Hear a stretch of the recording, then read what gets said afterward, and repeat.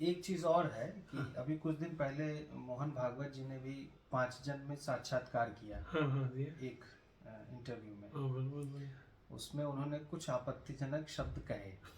क्या क्या आपत्तिजनक कहा? आपत्तिजनक शब्द उनका ये था कि मुस्लिम जो है, मुस्लिम समुदाय जो है, वह यह अपने भाव छोड़ दे कि हम ही एक हैं, नहीं हम बड़े हैं, हम बड़े, हम श्रेष्ठ हैं, हम श्रेष्ठ हैं, यह वो भाव छोड़ करके ही हिंदू समाज को आगे। तो इसको आप कैसे देखते हैं? भाई ये गलत क्या कहा उन्होंने? दाहिर से लेकर और बहादुर शाह जफर तक आपको लगता है कि हम उन्हीं की संतान हैं? भाई संघ ये बार बार कहता है कि आप सऊदी से नहीं आए और आप मक्का से नहीं आए,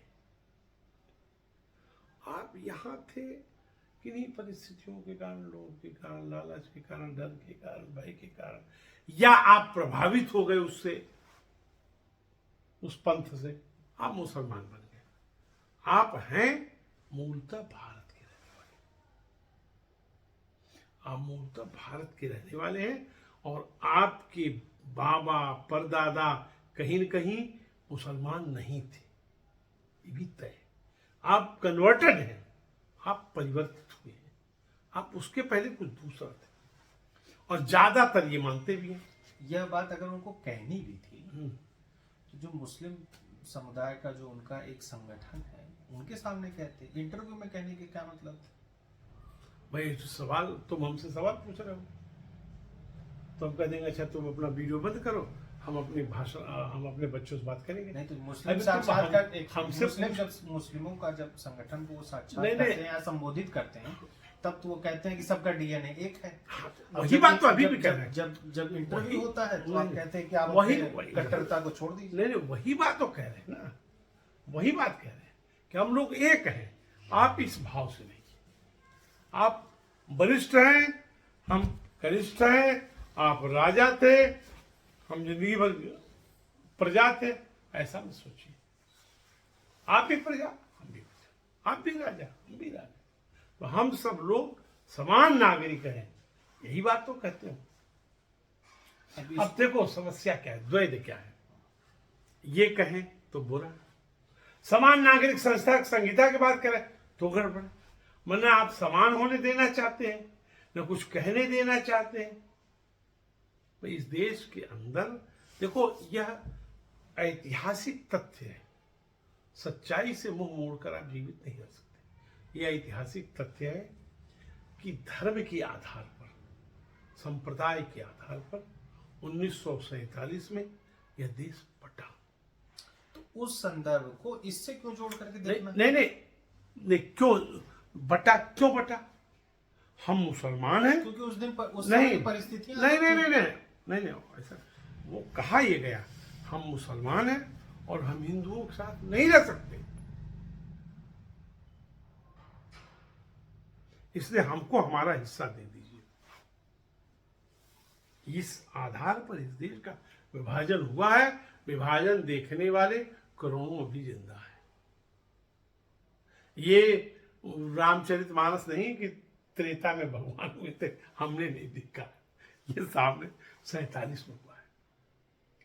तो आखिर जो वो भावना है, तो उनका मतलब है कि आप समरस रहो, एक साथ हम लोग रहें, खाएं पिए, आप पूजा करते हो, नमाज पढ़ते हो, क्या करते हो, आप जो करो, हमको जो करना वो कर रहे हैं। कुछ कयास ऐसे भी लगाए जा रहे हैं। एक इंटरव्यू में भी देख रहा था, उसमें कहा गया कि ये उन 20% वालों के लिए ये चीज नहीं है, यह 80% वालों को बताया जा रहा है कि तुम कैसे हो और तुम कैसे रहते हो और तुम कैसे रहो, यह उनका अर्थ। देखो ऐसा है, ये जैसे मैंने रामचरितमानस के बारे में कहा ना, वैसे संघ के बारे में है, ठीक ना। संघ की स्थापना ही हुई हिंदू समाज का संगठन, ये उसका घोषित लक्ष्य है। यह घोषित लक्ष्य नहीं है, जिस दिन संघ स्थापित हुआ तब से लेकर और 2023 के 15 जनवरी तक संघ का घोषित लक्ष्य है हिंदू समाज का संगठन। राष्ट्रीय स्वयंसेवक संघ की स्थापना का पहला उद्देश्य है हिंदू समाज, और इस हिंदू समाज के संगठन के माध्यम से इस देश को परम वैभव पर पहुंचाना, ये उसका घोषित लक्ष्य है।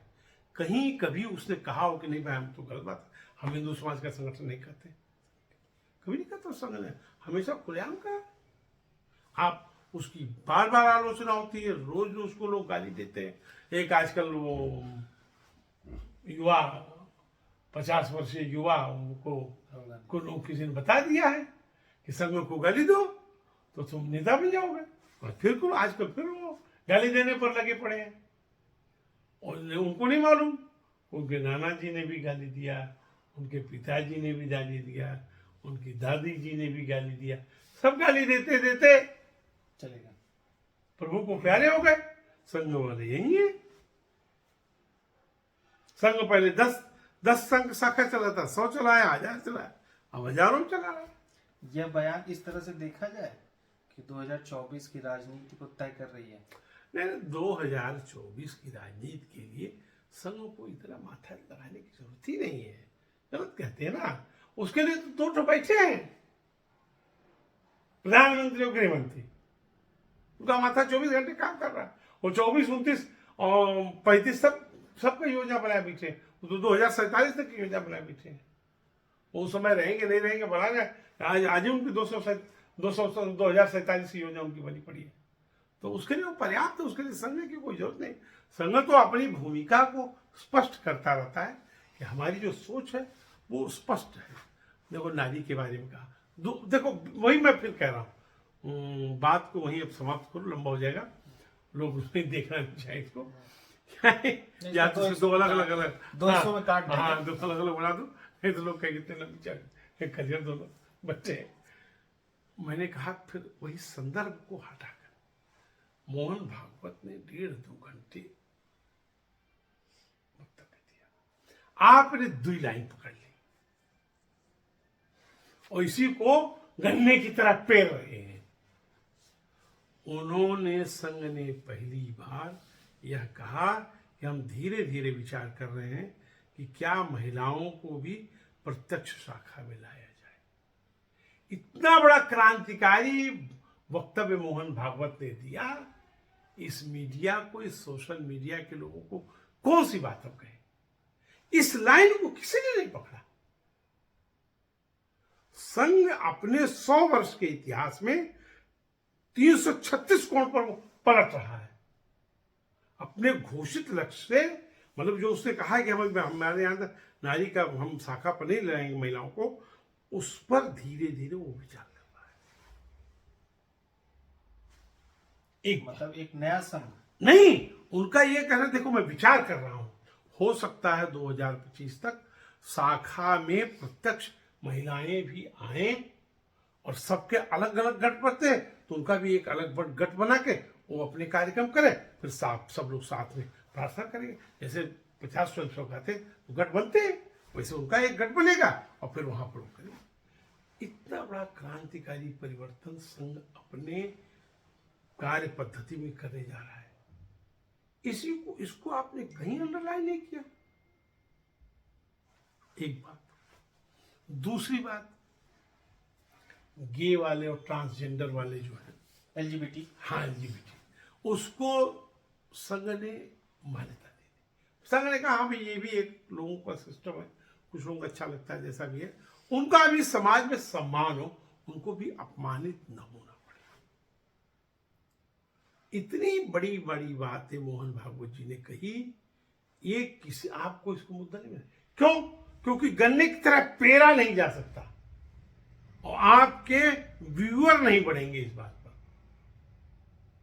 आपको व्यूअर बढ़ाना है, आपको एजेंडा चलाना है, आपको संघ को गाली देना है।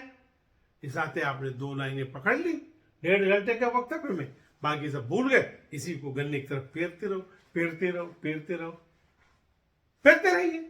संघ के ऊपर कोई फर्क नहीं पड़ता। संघ पहले दिन से पेरा रहा है, आज तक वो बढ़ता जा रहा है, हम उसको फेंकते नहीं, उसके पकड़ मत तो उससे कुछ होता